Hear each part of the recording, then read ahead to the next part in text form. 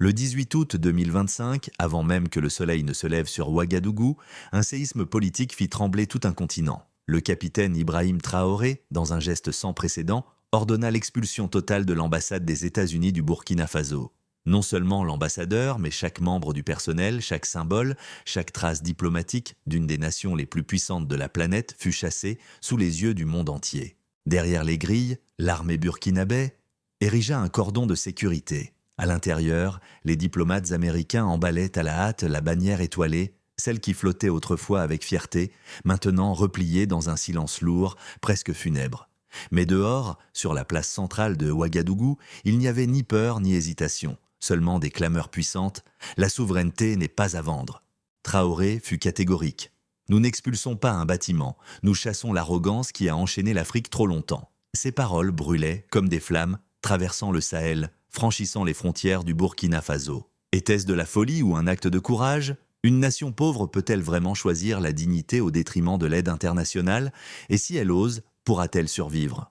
Ce n'était pas seulement une information, c'était une déclaration d'orgueil, un défi lancé de front à l'ordre ancien. Dans le palais présidentiel de Ouagadougou, le capitaine Ibrahim Traoré se tenait debout devant une longue table de chêne.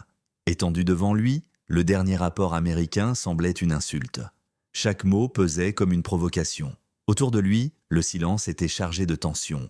Ses conseillers l'observaient en silence, crispés, tandis qu'il tournait page après page, le front plissé. « Écoutez ceci », lança-t-il d'une voix basse mais tranchante. « Les forces armées du Burkina Faso, aux côtés de groupes extrémistes, voilà ce qu'ils osent écrire. Ils osent de comparer nos soldats, le seul bouclier entre nos villages et le chaos, aux assassins d'Arbinda. » Le ministre de la Défense se tortilla sur sa chaise. « Peut-être qu'ils ne comprennent pas notre réalité. » D'un coup sec, Traoré abattit sa paume sur la table. Le son claqua comme un coup de feu. Ils ne comprennent pas? Plus de 2 millions de nos citoyens ont été déplacés depuis 2016. Ont-ils seulement lu les chiffres de l'ONU de l'an passé? 2000 civils ont péri sur notre sol.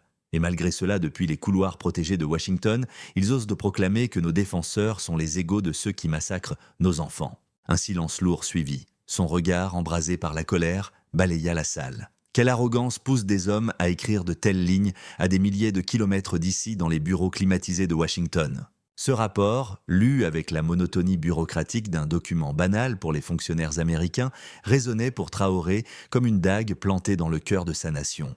Il fit appeler son porte-parole. « Lis-le au peuple », ordonna-t-il. « Que chaque mère ayant enterré un fils entende comment l'Amérique ose le nommer. » Ce soir-là, la télévision nationale diffusa son indignation mot pour mot. Les États-Unis affirment que notre armée viole les droits humains. Qui leur a donné l'autorité de définir notre dignité depuis leur caserne de verre? Les jeunes soldats écoutèrent, les poings serrés, la rage gravée dans leurs regards. Un soldat murmura avec amertume. « Alors, est-ce vrai ce que dit notre capitaine? Nous traite-t-il de criminels ?» Un autre répondit avec dureté. « Nous avons saigné à Djibo. Nous avons combattu à Yaga. Et maintenant, ils osent nous comparer à Al-Qaïda ?» Lorsque les rapports revinrent entre les mains de Traoré, il convoqua ses ministres. Sa voix emplit la salle comme une trompette de guerre. Chaque jour, nos combattants tiennent la ligne à Zom et à Alan. Ce sont eux qui empêchent les djihadistes de raser les dernières écoles qu'il nous reste.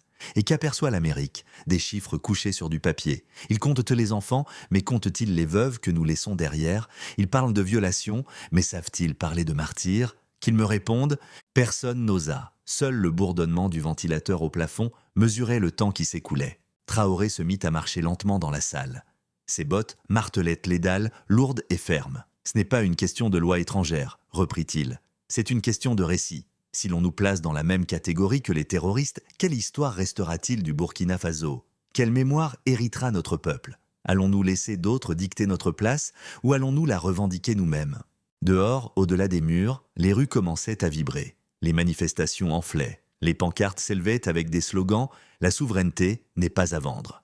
Mais au-dessus de ce tumulte, une voix domina toutes les autres. Depuis le balcon du palais présidentiel, Traoré s'adressa directement au peuple. « Ils disent que vos soldats sont des criminels », cria-t-il d'un ton de défi. « Mais moi je vous le dis, ce sont des gardiens », lança Traoré d'une voix ferme. « Ils tombent pour que vous puissiez vous relever. Devons-nous plier le genou devant des capitales lointaines qui ignorent nos blessures ?» La foule répondit d'une seule voix « Non ». À l'intérieur du palais, un conseiller nerveux osa murmurer « Mais Excellence, les États-Unis contrôlent l'aide. Ils financent notre nourriture, nos médicaments, nos écoles. » Traoré l'interrompit sans hésiter. « L'aide sans dignité n'est qu'une chaîne. Mieux vaut la faim en liberté que le pain dans l'humiliation. Ne comprenez-vous pas? Ils veulent ce que nous nous agenouillions pour que leur aide ressemble à une grâce. Mais nous ne sommes pas des mendiants, nous sommes une nation. Le silence qui suivit était lourd comme la terre rouge du Sahel. Les ministres échangèrent des regards troublés. Les mots de Traoré étaient audacieux, presque incendiaires, mais qui pouvait nier leur vérité? Ce matin du 18 août 2025, l'air de Ouagadougou était saturé de tension. Ce n'étaient pas les bruits familiers de l'aube qui dominèrent la capitale, mais un silence dense, l'attente muette d'un peuple conscient de vivre une décision historique. Le long du boulevard menant à l'ambassade américaine, les soldats burkinabés formaient une ligne impénétrable. Leurs bottes frappaient la poussière du Sahel avec détermination. Les fusils croisés sur l'épaule, le visage durci, chacun savait que ce jour n'était pas un jour ordinaire. Derrière les lourdes grilles de fer forgé, les employés de l'ambassade s'empressaient de ranger documents, équipements, effets personnels. La bannière étoilée, figée au mât, semblait elle aussi consciente que son temps était révolu sous le soleil accablant. Les visages étaient livides. Aucun mot n'était nécessaire, le message était clair. Ils n'étaient que plus les bienvenus. Pendant ce temps, dans le palais présidentiel, le capitaine Ibrahim Traoré réunissait son cabinet. Sa voix, affûtée par la certitude, résonnait sur le bois de la grande table. Il ne s'agit pas d'un simple ambassadeur, c'est toute une ambassade, toute une machine, toute l'ombre de contrôle qu'ils ont exercée sur nous depuis des générations. Les États-Unis ont franchi une ligne. Ils doivent savoir que le Burkina Faso n'est pas un pion sur leur échiquier. Le ministre des Affaires étrangères leva les yeux, inquiet. « Capitaine, cela n'a aucun précédent. Jamais nous n'avons expulsé une ambassade entière. La réponse de Washington sera rapide. Sommes-nous prêts à en assumer les conséquences ?» Traoré se leva lentement. Il fit le tour de la table, sa silhouette projetant une longue ombre sur les dossiers officiels. « Prêts, nous le sommes déjà. Nous avons payé de notre sang. 2000 compatriotes morts rien que l'an dernier. Plus de 2 millions de déplacés, des camps remplis d'enfants sans école, de mères sans nourriture, et malgré cela, nous devrions nous taire quand on nous assimile à des terroristes. Dites-moi, ministre, quel châtiment pourrait être pire que d'accepter une telle humiliation ? Personne n'osa répondre, la décision était prise. À la mi-journée, le décret fut signé d'une encre noire et d'une détermination de fer. Dans l'après-midi, la télévision nationale interrompit sa programmation pour diffuser le communiqué. Le gouvernement du Burkina Faso déclare persona non grata l'ambassade des États-Unis d'Amérique. Leur personnel dispose de 72 heures pour quitter notre territoire. Jamais plus le drapeau étoilé ne flottera dans le ciel de Ouagadougou. La nouvelle se répandit comme une traînée de poudre. Les radios la répétèrent sans relâche. Les rues s'embrasèrent de rumeurs et d'échos. Des foules se massèrent devant l'ambassade. Des jeunes brandissant des pancartes, des femmes entonnant des chants, des anciens levant leurs bâtons vers le ciel. Lorsque les marines américains s'approchèrent du mât pour abaisser leur drapeau, un murmure se transforma en un cri collectif. La souveraineté n'est pas à vendre. La souveraineté n'est pas à vendre. Certains pleuraient, d'autres priaient, mais nul n'avait peur. Dans l'air flottait un mélange de défi et de délivrance. Enfin, quelqu'un avait osé dire assez. Sur la place centrale, un vétéran de guerre, appuyé sur sa béquille, éleva la voix au-dessus du tumulte. Ils nous ont traités de mendiants pendant des générations. Aujourd'hui, notre capitaine leur a prouvé que nous n'avons pas de prix. Nous n'enterrons pas l'Amérique, nous enterrons son arrogance. Cette nuit-là, depuis le balcon du palais présidentiel, Traoré s'adressa au pays. Son discours n'était pas une confrontation gratuite, mais une affirmation calme, ferme, irrévocable. Nous n'expulsons pas des briques, nous expulsons une attitude. L'aide sans respect est une forme d'esclavage. La coopération sans dignité est une mascarade. Nous choisissons la dignité, même si cela signifie marcher seul. Nous préférons la vérité solitaire au mensonge accompagné. Il s'interrompit, laissant le silence parler pour lui. Un silence dense, comme pour rappeler que certaines paroles pèsent de plus lourd lorsqu'elles sont prononcées avec calme. « Ils nous traiteront d'insensés », déclara Traoré. « Mais je vous le demande, est-ce de la folie que de défendre la mémoire de ceux qui tombent pour protéger nos villages? Est-ce de la démence que de vouloir que nos enfants héritent de la fierté, plutôt que de la dépendance ?» À l'aube du 19 août, une caravane de véhicules noirs quitta l'enceinte diplomatique, escortée par la gendarmerie nationale. Derrière les vitres teintées, les diplomates américains observaient en silence la ville qui les saluait, non par la violence, mais par la détermination. Les lourdes portes de l'ambassade se refermèrent dans un fracas métallique qui semblait sceller non pas seulement un bâtiment, mais une époque entière. Dans la salle du conseil, un ministre osa briser le silence d'une voix inquiète. « Nous risquons de perdre des centaines de millions de dollars d'aide annuelle. Nos cliniques, nos écoles, tout cela était menacé. » Traoré planta sur lui un regard ferme. Il n'éleva pas la voix, mais chaque mot tomba comme du plomb. « Alors qu'ils ferment leur carnet de chèques. car une école bâtie sur des chaînes n'enseigne que l'esclavage. Une clinique financée dans le mépris ne guérit pas, elle maquille la blessure. Et quel genre d'éducation offrons-nous à nos enfants si nous leur apprenons qu'il vaut mieux le pain dans l'humiliation que la faim dans la dignité? Un silence encore plus lourd envahit le conseil. Dehors, la poussière du Sahel s'élevait avec le vent. Les dernières ombres du convoi diplomatique disparaissaient au loin. Mais sur les toits, dans les marchés, dans les champs, une autre flamme s'allumait. Une phrase commençait à se répéter avec une force nouvelle. « La souveraineté n'est pas à vendre ». Les heures qui suivirent la fermeture de l'ambassade ressemblaient à une pause suspendue dans l'histoire du pays. Tandis que les gros titres internationaux parlaient de rupture diplomatique, l'atmosphère à l'intérieur du palais présidentiel était lourde, presque suffocante. Les ministres se réunirent en session extraordinaire. Les visages étaient de graves, certains transpiraient malgré l'air froid qui tentait de rafraîchir la salle. « Monsieur le Président, commença le ministre de l'Éducation, nous avons déjà dû fermer plus de 6000 classes dans les zones rurales à cause de l'insécurité. Si l'aide américaine s'arrête complètement, notre système éducatif s'effondrera. » Un autre responsable de la santé publique ajouta d'une voix tendue « Nos cliniques signalent déjà une pénurie de médicaments. L'assistance médicale dépend en grande partie des fonds internationaux. Sommes-nous prêts à voir mourir nos malades, faute d'antibiotiques ?» Traoré les écouta sans interrompre, en silence. Ce n'est que lorsque tout se rit de parler qu'il se leva. Il marcha lentement jusqu'à la fenêtre d'où l'on voyait les rues poussiéreuses de Ouagadougou. Puis il se retourna et dit d'un ton calme « Alors, posons-nous une question très simple. Une école construite sur des chaînes est-elle une véritable école? Une clinique soutenue par le mépris est-elle un véritable lieu de guérison? Ou bien ne sont-elles que des monuments à la dépendance ?» Ces paroles tombèrent comme un manteau de plomb. Personne ne répondit. Dehors, le pays tout entier ressentait le poids du changement. Dans les marchés, les femmes commençaient à parler des prix. Dans les hôpitaux, les médecins comptaient les flacons avec inquiétude. À la radio locale, les débats s'enflammaient. Valait-il mieux affronter la faim dans la dignité que manger dans l'humiliation?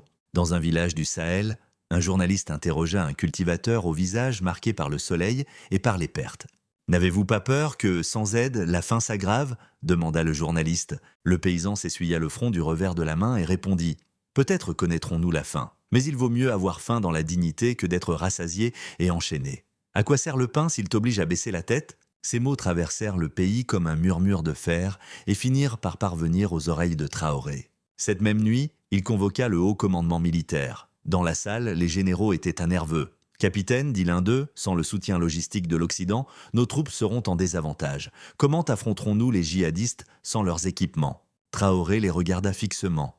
Ses mains s'entrelacèrent derrière son dos. Sa voix resta calme mais ferme. « Ne voyez-vous pas ? Ils nous donnent des fusils, mais enchaînent nos langues.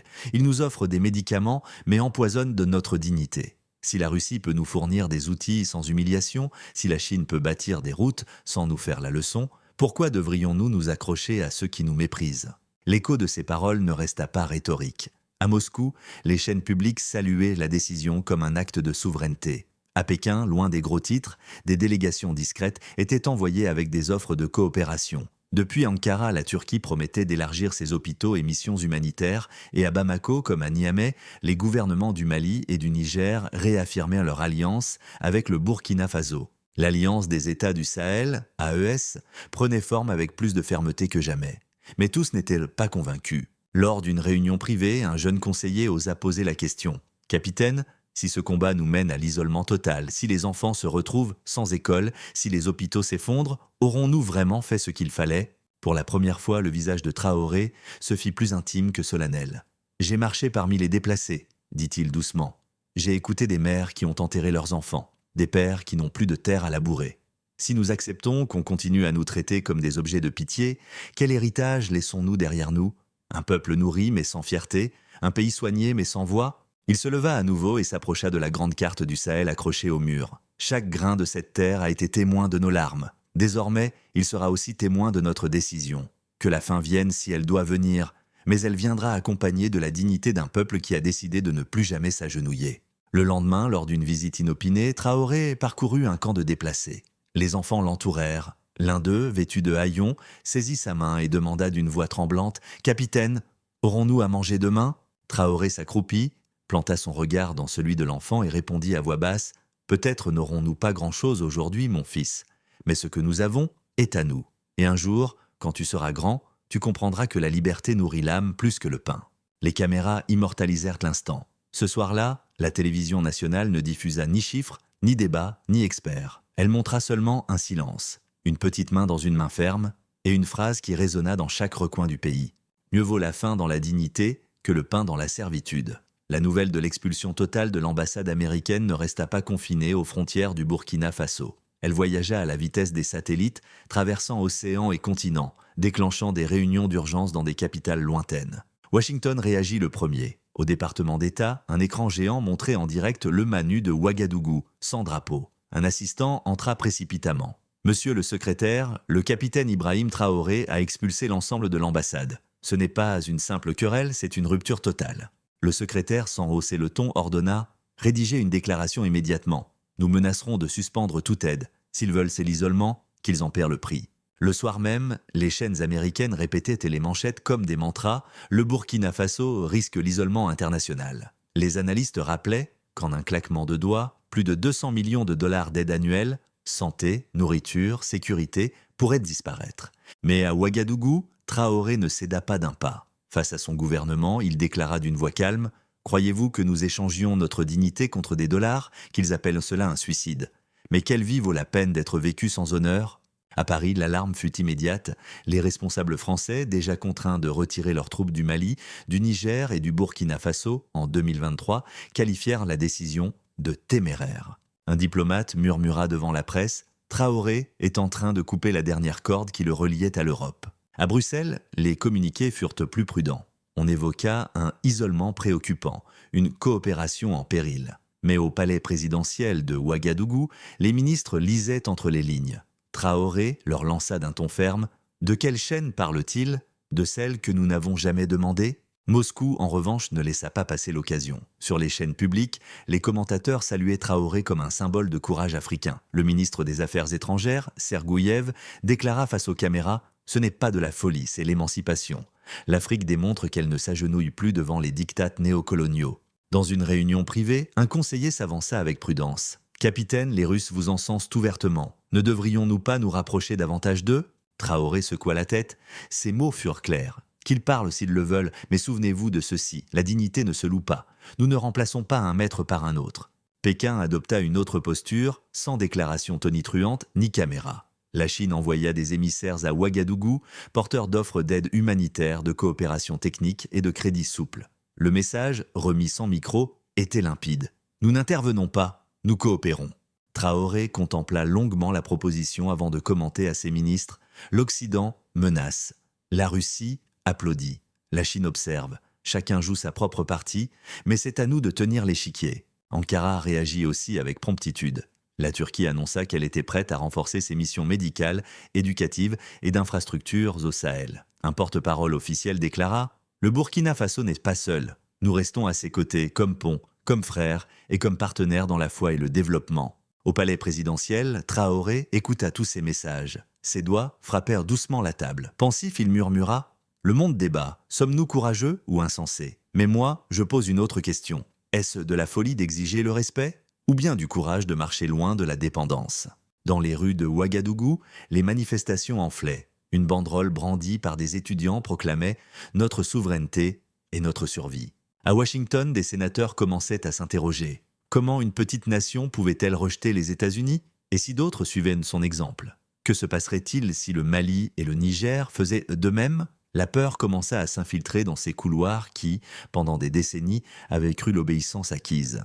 À Paris, les éditoriaux se faisaient sombres. Certains décrivaient Traoré comme un imprudent jouant avec le feu dans ce baril de poudre qu'est le Sahel. À Moscou, les journaux le surnommaient « le jeune lion ». À Pékin, on parlait de patience stratégique. À Ankara, on le proclamait le nouveau frère de l'Oumma. Alors, Traoré convoqua à nouveau son conseil. « Écoutez ce qu'ils disent, déclara-t-il. Certains prédisent notre chute, d'autres chantent notre bravoure, d'autres encore attendent en silence. Mais aucun ne comprend ceci. Nous n'agissons pas pour leur plaire. Ne sommes-nous pas simplement en train de réclamer notre souffle? Le temps n'est-il pas venu pour l'Afrique de parler avec sa propre voix et non plus comme l'écho des autres ?» La salle resta figée. Au-delà de ces murs, les ondes du 18 août commençaient à parcourir le monde. Mais à l'intérieur, une certitude germait, solide comme une graine. Les chaînes étaient à briser et désormais le monde entier observait. Le capitaine Ibrahim Traoré se tenait debout devant une carte du Sahel. Le vent du désert frappait les vitres, soulevant le sable comme si le continent lui-même respirait avec force. Ces ministres, assis en silence, sentaient qu'ils étaient au seuil de quelque chose de plus grand qu'eux. Alors, Traoré demanda d'une voix grave « Qui a écrit notre histoire jusqu'à présent ? Étions-ce nous, enterrant nos enfants dans la poussière du Sahel, ou bien ces hommes, en costume, assis dans leurs bureaux de Washington ou de Genève, qui n'ont jamais foulé nos villages ?» Le silence était lourd. Finalement, un ministre répondit avec franchise « Toujours eux, capitaine. Ils nous ont décrits comme faibles, comme dépendants, parfois même comme des criminels. » Traoré hocha la tête, marcha vers la table où reposait encore un rapport américain barré d'un trait rouge. Puis il déclara d'un ton ferme « Alors écoutez-moi bien, à partir d'aujourd'hui, l'encre est la nôtre. Nous ne permettrons plus que des étrangers décident si nos soldats sont des martyrs ou des criminels, » résonnait hors du palais. Dans la grande place de Ouagadougou, un nouveau drapeau s'élevait. Ce n'était pas celui des États-Unis, mais celui de l'Alliance des États du Sahel, AES, vert et rouge, symbole d'union entre le Burkina Faso, le Mali et le Niger. Depuis 2023, cette alliance militaire s'était renforcée. Désormais, elle devenait un emblème vivant. Les jeunes brandissaient l'étendard en chantant. Les anciens, eux, le touchèrent du bout des doigts, comme s'ils caressaient de l'avenir. En contraste, les portes de l'ambassade américaine restaient dos closes. Le drapeau étoilé avait été abaissé en silence. À sa place flottait l'Onava, indomptable et ardente. Un vétéran, appuyé sur sa canne, observa la scène et murmura d'une voix tremblante « Longtemps, on nous a traités de mendiants de l'aide. Aujourd'hui, nous répondons comme les auteurs de notre propre dignité. » À Washington, les commentateurs parlaient avec mépris. « Traoré n'est pas seulement un rebelle », lâcha un analyste à la télévision. « Il tente de contrôler le récit, là, à Ouagadougou. » Mais le capitaine prit la parole face aux caméras. Son visage était grave, son regard ferme. « Ceci n'est pas une simple diplomatie. » déclara-t-il. « C'est une bataille pour la voix africaine. Pendant des décennies, l'Occident s'est arrogé le droit de nous nommer. Aujourd'hui, nous reprenons ce droit. » Il marqua une pause, ses yeux fixèrent directement le peuple à travers l'écran. Quand un soldat tombe en défendant sa terre, il l'appelle criminel. Mais pour nous, il est héros. Quand nous arrachons nos filles aux mains des extrémistes, leurs sauveurs sont accusés d'être des abuseurs. Qui leur a donné l'autorité de décider de notre vérité ? La salle éclata en applaudissements, mais Traoré leva la main pour imposer le silence. « Écoutez-moi bien, cette guerre ne se mène pas seulement avec des balles, elle se mène avec des mots, et les mots peuvent blesser plus profondément que les lames. Ils nous marquent comme violeurs, ils nous isolent. Mais qui écrit sur nos sacrifices ? Qui raconte nos tombes creusées à main nue dans les villages où survivent 2 millions de déplacés ? » Ces paroles traversaient l'air comme des éclairs. Les radios les répétaient. À Bamako comme à Niamey, les échos résonnaient. Dans les rues, des foules brandissaient le drapeau de l'AES, criant d'une seule voix « Plus jamais de voix empruntée ». Lors d'une réunion stratégique, un conseiller osa dire « Capitaine, l'Occident contrôle les médias. Il façonne de l'opinion mondiale. » La réponse de Traoré fut tranchante « Alors qu'ils gardent leurs caméras. Nous aurons les voix de notre peuple. » Un enfant chantant dans la rue dit plus de vérité que 1000 gros titres de Washington. La dignité africaine n'est pas un communiqué de presse, c'est un battement de cœur. Et tandis qu'il parlait au cœur de Ouagadougou, un mural naissait. Sur l'un des murs les plus visibles de la capitale, un artiste peignait une scène. Le drapeau américain qu'on abaissait d'un mât et juste à côté, le drapeau de l'AES s'élevant triomphalement vers le ciel. Une phrase peinte en lettres larges, « Notre histoire, notre plume ».